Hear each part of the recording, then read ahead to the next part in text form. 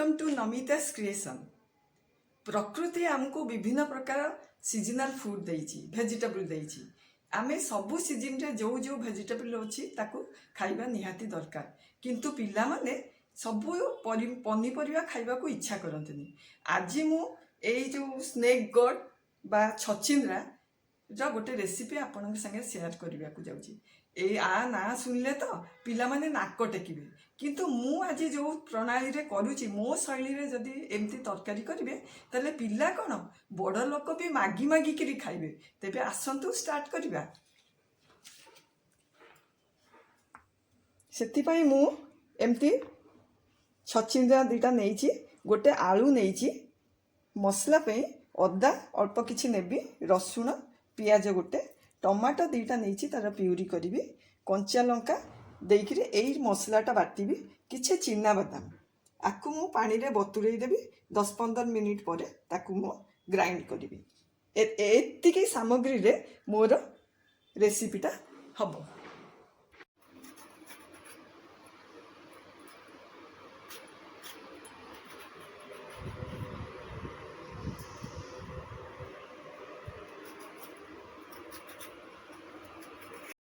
छचिंद्रा को धोईकि ता चोपा छड़ेबी, कहीं यहाँ बहुत पानी अंश अच्छी। जदि आम काटिकी धोइबा पानी बहुत बाहर से मु धोई देछि आ तार चोपा भी छड़ी देछि। आकु वर्तमान पीस पीस करबी। सेमती मु आलूर भी चोपा छड़ी दूची। एमती टिके टिके आग करदेवा, तापरे आकु एमती एई शेप रे हमें रखिबा।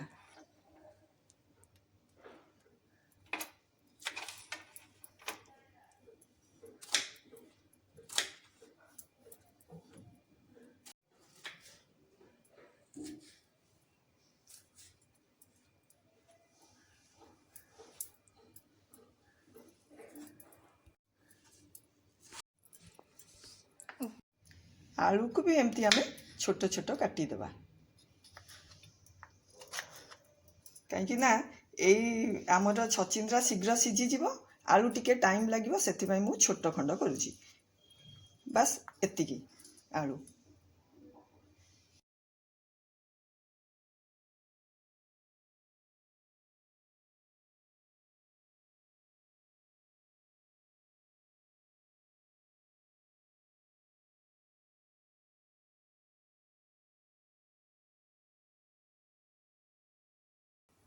गैस ऑन करके पैन को टिके गरम करदे।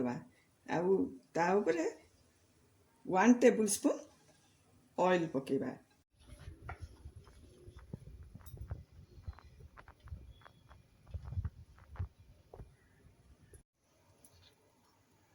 एबे हमें आलू को भाजी दबा, कहीं यहाँ टिके टाइम लगे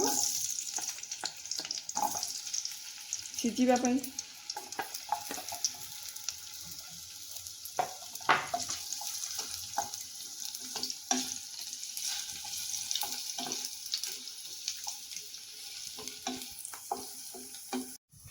कभर करदे।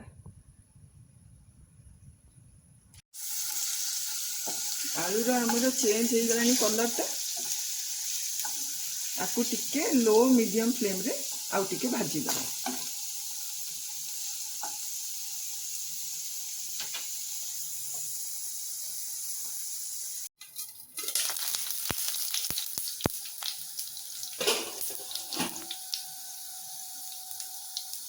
आलू आमर पूरा सीझी गलानी, एबे हमें काढ़ी देबा।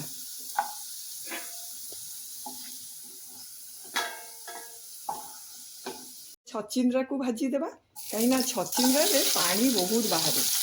आपको टिके तेल रे भाजी देले ता टेस्टटा भल लगे, नहले डायरेक्ट आम तरकारी कले टिके कंचा कंचा कर स्मेल आसो।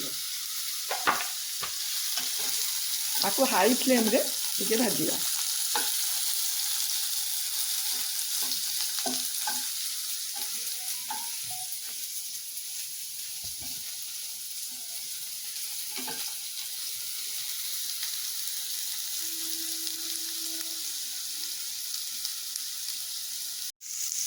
एबे हमें लुण पकेबानी। लुण पकेले पानी बाहर आउ भाजी हेनी भल भाव।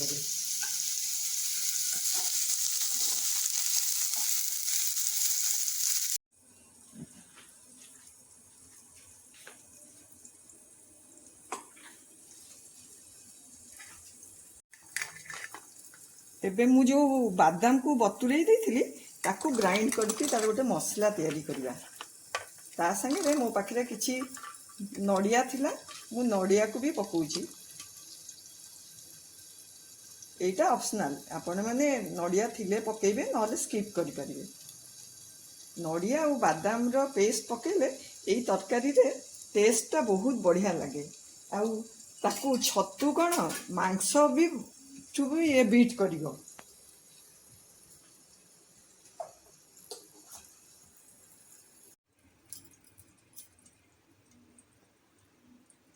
एई देखंतु हमर मसलाटा एमती रेडी हे गला एटा को हमें चिकन करबानी टिके दरदर खंड रहिबा दरकार एमती हेले तरकारी रे बढ़िया टेस्ट आसीबो बाइट भी आसीबो पाटी रे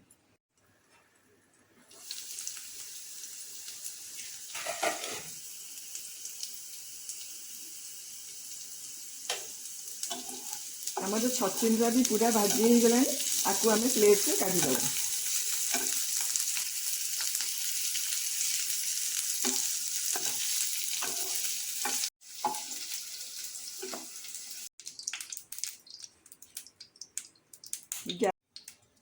दालचीनी खंडे टिके तेजपत्र आमर यहाँ हो गला फ्लेम को टिके मु लो मीडियम कर दूची पियाज को जो रखी थी काटी थी पियाज को टिके भाजिला मु मसला रे पियाज बाटिनी तेणु टिके अधिका पियाज मु काटी थी आपको भाजी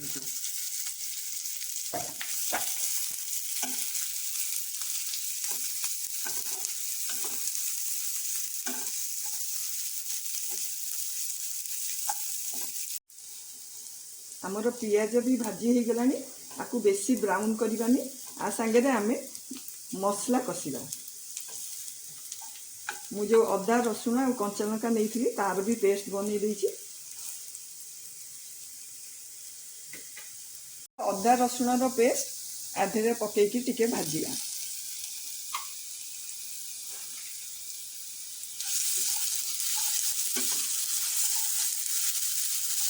फ्लेम को पूरा लो कर दूसरी कहीं लगी ना आर जमी कंचा स्मेलटा चलीज आम अलग मसला गुड़ाक पकईवा भाजी हो आम सुखा मसला पकईवा धनिया पाउडर 1 टीस्पून 1/4 टीस्पून हलदी पाउडर मुझे लंका गुंड 1 टीस्पून पकाउची आपण माने स्वाद अनुसार पकेबे कम बेसी करि पारबे राग जदि न खाइबे कम पकेबे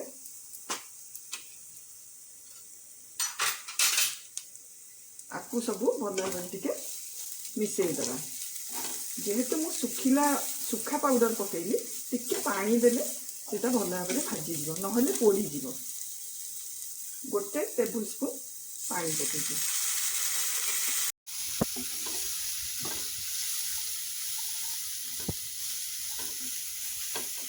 मुझे टमाटो दीटा नहीं तार प्यूरी बन प्यूरी को पकई आउ टे भाजीदेवा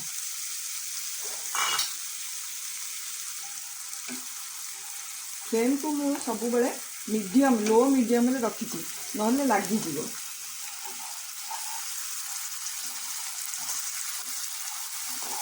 एमती कंटिन्यूअसली टिके पछुली को चलेगा आमर टमाटो प्यूरी भी भाजी हो गला तेल ऑयल छाड़ी जाऊँगी एबे आमे आमर जो बादाम और नड़िया पेस्ट को मिसेगा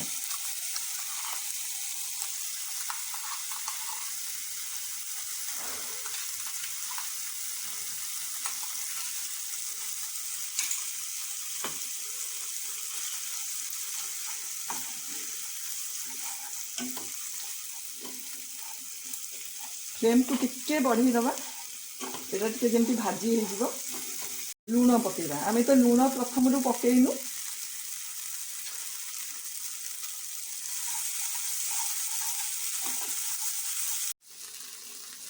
आमर मसला हो गला आमे जो मिक्सिंग जार रे जो ब्लेंड करथिलु मसलाटा बादाम रो मुटा को टिके पिछुले देके टिके पानी पकई दूची एटा भल भाबे कसी कसी हो जमती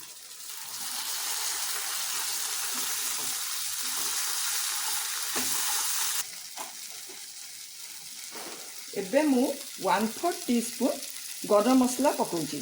मोर आधे गरम मसला यहाँ मु घरे करछि। आधे खाली गुजराती दालचीनी आउ लवंग।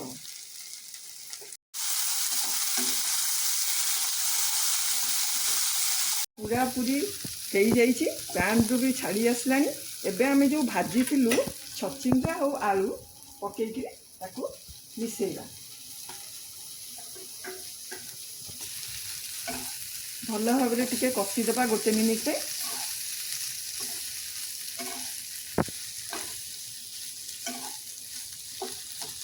आमर यहाँ कषि हो गलानी। एबे आमे टिके ग्रेवी पाई पानी पकईदेबा। এটা सुखा सुखा नहीं आमर जी दरकार पानी से अनुसार पकईला।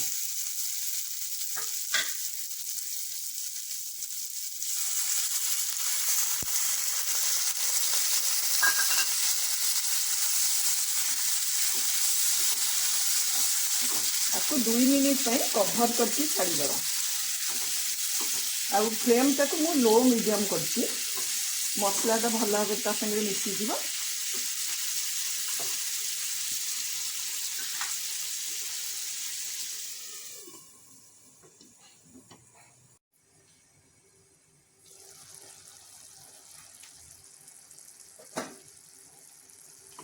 आमर छचिंद्रा आलू मसाला रेडी हो गलानी।